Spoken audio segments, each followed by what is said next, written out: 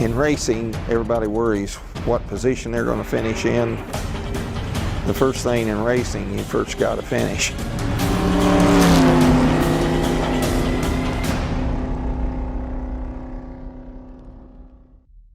This Chevrolet Corvette and the other customized models are not for sale yet.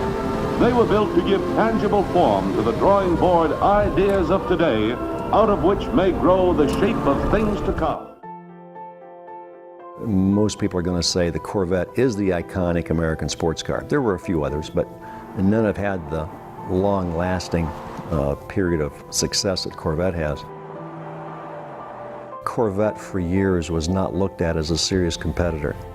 The racing group within General Motors decided we could increase horsepower and reliability if we used a truck engine or a heavy-duty engine. So the engineers and the racing contingent at General Motors said, let's put one of those things in there, and that just happened to be an option called L, and it was the next option up, which became 88.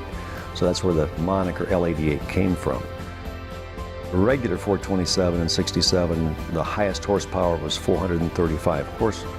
The L88, of which there were only 20, they were rated at over 550. And I guess that's its significance.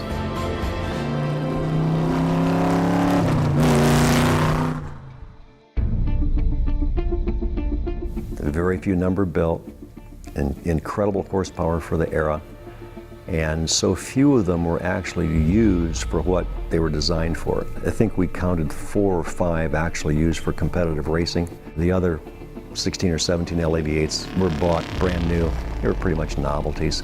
They weren't purchased by serious, I'm going to go race and win with it. Mainly I was just a regular high schooler. They got some brakes, some real good brakes, but I had to do time in the service. So I took engineering classes at University of Heidelberg in Heidelberg, Germany, and that's where I made a real strong tie between the engineering and preparation of cars, not just engines, but the rest of the car. I wanted to get started on the racing thing just as soon as possible, so I took factory delivery myself. I think it was the last 67 to leave. The whole lot was full of 68 Corvettes when I went up and picked the car up, and there weren't any C2s left. They were all C3s. By definition, it is the last C2 or the last 67 to leave the factory.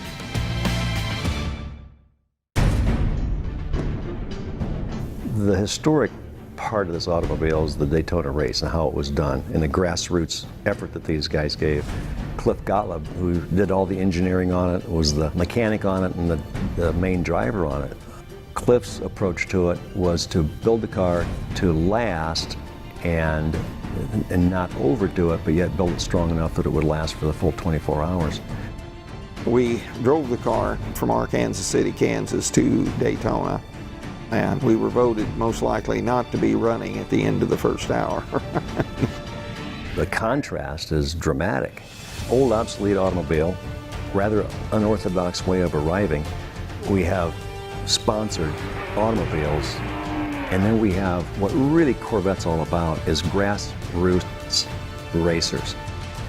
15 minutes till grid time, we were still on the jack stands, and we dropped it shortly thereafter, and David Dooley jumped in as petroleum engineer and put it in the hole, and they set them off for 24 hours.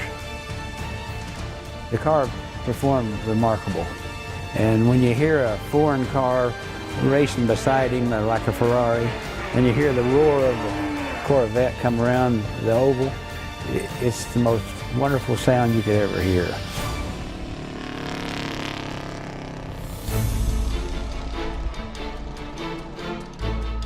The Daytona 24 Hour is just it's a marathon. No power steering. Average speed over 24 hours, I think, was 106 miles an hour. So you have to go very fast. It's an incredible test of endurance for drivers and cars, especially one that's obsolete. And finished second in GT category, completely unsponsored. That's a pretty big deal. This is the story where the grassroots racers from Kansas with no real professional background or sponsorship show up in a land of Goliaths, and David wins. But if it hadn't been for the crew, I would never have been able to accomplish what we did. I had a very dedicated crew.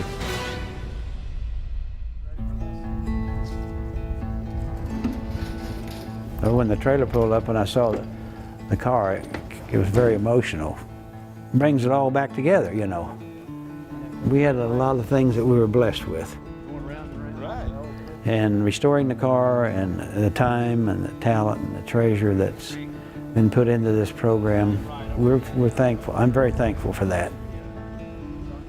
Dave's done a wonderful job in the restoration of the car.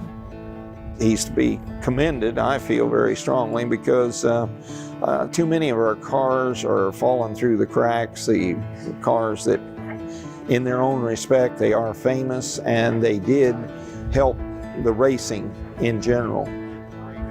1967 is probably the pinnacle year in the collector's realm today. And then if you look at all the L88s, this particular Corvette, number 21550, is the one that has undoubtedly the largest string of wins and the most documentation. So it sets this as a rather unique L88, which then you put it in context, this is a rather significant American automobile. Back in the era of these cars, there was no it's going to be worth money someday. They were a race car, and when they were done, they were wore out. That's the fantastic thing about this car. This car remained intact. And I thought it's going to be more interesting and more historically important to restore it as it raced at Daytona. Instead of restoring it exactly like it left the factory, restore it exactly as it left the track, and its most momentous occasion. Everything that's on the car right now, there's nothing on there accidentally. You'll see that there's black marks coming out of the louvers on the passenger side. That represents something that happened on the track. On the nose of the car, there's paint chips. We have photography, so we actually put the paint chips right back in exactly where they were in the same shape they were.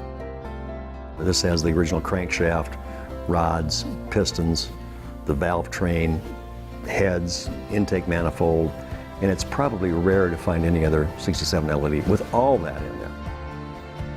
I think we can make the claim that there's not one moment of ownership, not one piece of paper, and not one alteration unaccounted for. Corvette is certainly one of the iconic cars in America.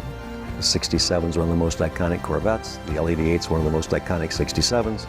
And this certainly is going to be, if not the ultimate L88. And I guess that's its significance. I think the car's creating a little subculture of its own right now, being known as the ultimate L88. Very enjoyable to know that you're associated with something like that is bringing pleasure to the fan base. I don't know how you compare value, because there's not another one that I know that's like it. There's a lot of great L88s out there. This one's just the pinnacle. Hey Motorsports fans, thanks for watching. Make sure you hit subscribe before you go for all the latest news and highlights across motorsports.